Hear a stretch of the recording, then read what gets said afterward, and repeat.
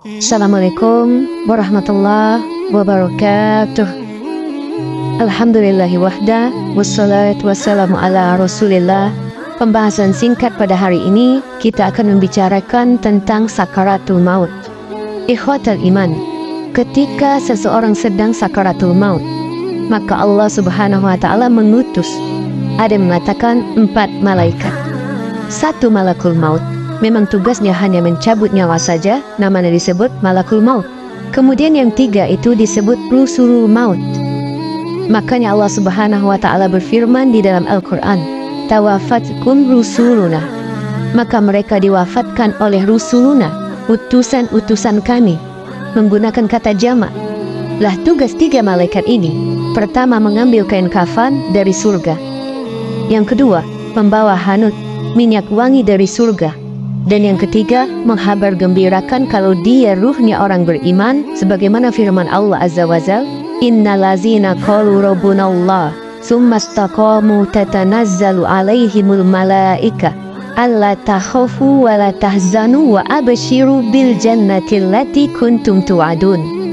Sesungguhnya orang-orang yang mengatakan Rabb kami Allah, kemudian istiqomah dengan kata-kata itu, maka malaikat akan turun kepada mereka dan membisikkan di telinganya, jangan takut, jangan sedih, karena surga sudah menantimu. Jadi ada malaikat yang membisikkan kabar gembira, dan ada malaikat yang menyiapkan kain kafan dari surga, dan ada malaikat yang membawa hanut, minyak wangi dari surga. Jadi ketika malakul maut mencabut ruh itu, kemudian diletakkan di kain kafan, kemudian dibungkus, dan tugas malakul maut sampai di sini. Kemudian baru rusul maut yang mengangkat ke langit, kemudian dibukakan langit pertama, kedua, sampai ke langit ke-7. Kemudian Allah subhanahu wa ta'ala firmankan, letakkan kembali ruhnya ke dalam jasadnya. Tapi catatan yang mengikuti, dibawanya angkat sampai ke tempat yang disebut Inliyin, tempat yang disebut paling tinggi di surga. Para ulama mengatakan, ketika memberi catatan, hatta iza balaghatit taraq wa qila man raq, apabila ruh atau nyawa itu telah sampai ke kerongkongan. Ruh itu kan keluar dari mulut. Sebagaimana Allah meniupkan ruh lewat mulut, maka dikeluarkan juga dari mulut. Dan Rasul mengatakan, iza kubidatir ruh fa'abi ahlul basar. Kalau ruh dicabut dari mulutnya, maka pandangan mengikutinya. Maka teman-teman, setiap orang mati itu pasti matanya melotot. Maka disunnahkan ditutup supaya tidak menakuti orang. Lah di situ ketika Allah mengatakan hatta iza balaghatit taraq, ketika ruh sampai di tenggorokan, wa qila man raq, siapa yang bisa menemukan dia? Maksudnya mengembalikan ruhnya, tidak ada yang bisa. Lah ketika itu Allah mengatakan fakashafna anka ghita'aka, Allah singkap alam kedaiban bagi dia. Dia bisa melihat malakul maut. Kita tidak bisa lihat malakul maut, tapi orang yang sedang sakarat, dia tahu malakul maut nampak bagi dia. Dan juga catatan amalnya. Kalau catatan amalnya selama di dunia itu baik, maka di situ terkadang ditampakkan husnul khotimah. Terkadang dia meninggal senyum, terkadang berkeringat di dahinya, terkadang membaca Al-Quran, terkadang membaca la ilaha illallah, ditampakkan di situ. Tetapi kalau ini bukan ruhnya orang yang beriman, ruhnya orang kafir, tentu tugas malaikat-malaikat lain akan berbeda.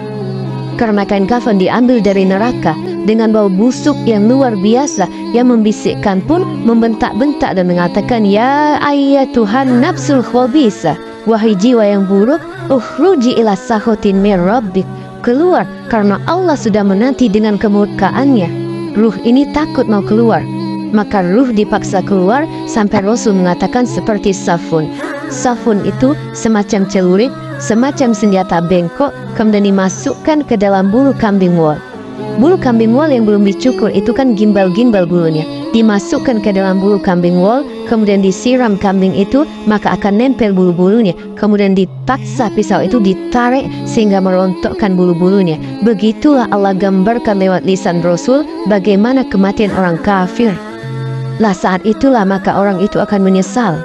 Di situ akan terjadi penyesalan saat terjadi sakaratul maut. Makanya Allah mengatakan kalla saufa ta'lamun, sekali-kali jangan begitu. Saufa ta'lamun, engkau akan mengetahui hari itu pasti datang. sakaratul maut akan datang karena orang kalau sudah terlalaikan dengan dunia, dia akan merasa bahwa hidupnya akan dikekalkan. Makanya Allah mengatakan jama'a mala wa addada yahsabu anna malahu akhlada. Orang kalau sudah mengumpulkan harta dan menghitung-hitungnya, biasanya dia akan lupa dengan kematian. Apalagi dia cenderung dengan hartanya bermaksiat kepada Allah. Makin lupa dia kepada kehidupan akhiratnya. Allah mengingatkan di sini jangan seperti itu. Jangan seperti itu, jangan dilalaikan oleh kalian. Ataupun di sini Allah mengatakan summa kalla saufa ta'lamun. Ini taksis kalimat kedua, berbeda dengan kalimat pertama. Kata Ali bin Abi Thalib, kemudian jangan seperti itu. Kelak kalian akan mengetahui ketika kalian masuk ke dalam kuburan. Karena orang di kubur itu mengatakan kepada Allah Subhanahu wa ta'ala, laula akhortani illa ajalin qarib fa asaddaqu wa akum minas solihin. Ya Rabbku, kalaulah engkau hidupkan aku kembali ke dunia, aku akan sedekahkan semua hartaku dan aku akan bergabung dengan orang-orang yang soleh. Tapi Allah katakan apa? Kalla innaha kalimatun huwa qailuha. Sekali-kali tidak. Sekali-kali tidak, itu omong kosong kamu saja, kata Allah. Tidak mungkin orang mati dihidupkan. Dari sini menunjukkan bahwa kelak kau akan mengetahui kalau sudah masuk ke kuburan. Kalian baru akan menyesal. Untuk apa menumpuk-numpuk harta hingga lalai mengerjakan perintah Allah? Lah dulu, kekayaan kamu yang mungkin bisa dinafkahkan, diinfakkan, disedekahkan di jalan Allah, dizakatkan, kenapa kamu tidak lakukan di dunia? Ketika kamu sudah mati dan sudah di dalam kuburan, kamu mengatakan laula akhortani illa ajalin qarib fa asaddaqu wa akum minas solihin. Ketika sudah di dalam kubur, kenapa baru teringat, baru ingin sedekah, baru ingin beramal soleh? Apakah sewaktu di dunia tidak ada yang mengajakmu kepada kebaikan, kepada kebenaran, kepada ketaatan kepada Allah? Makanya jangan sampai kita mengejar dunia dan terlalaikan dari dua peristiwa, saat sakaratul maut dan ketika orang sudah masuk ke dalam kuburannya. Kalla saufa ta'lamun, summa kalla saufa ta'lamun, kalla law ta'lamuna ilmal yakin. Sekali-kali jangan begitu. Kelak kalian akan mengetahui dengan pengetahuan yang sangat yakin. Ikhwatal iman, mau masih belia, muda atau tua, tidak ada yang tahu. Mereka pun bisa merasakan kematian. Setahun yang silam, kita barangkali melihat saudara kita dalam keadaan sehat bugar. Ia pun masih muda dan kuat. Namun hari ini, ternyata ia telah pergi meninggalkan kita. Kita pun tahu, kita tidak tahu kapan maut menjemput kita, entah besok, entah lusa, entah kapan. Namun kematian sahabat, teman, keluarga kita itu sudah cukup sebagai pengingat, penyadar dari kelalaian kita, bahwa kita pun akan sama dengannya, akan kembali kepada Allah. Dunia akan kita tinggalkan di belakang. Dunia hanya sebagai lahan mencari bekal. Alam akhiratlah tempat akhir kita. Sungguh, kematian dari orang sekeliling kita banyak menyadarkan kita. Oleh karenanya, kita diperingatkan untuk banyak-banyak mengingat mati.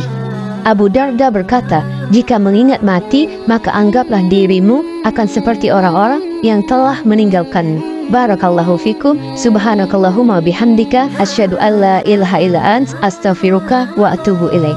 Assalamualaikum warahmatullahi wabarakatuh.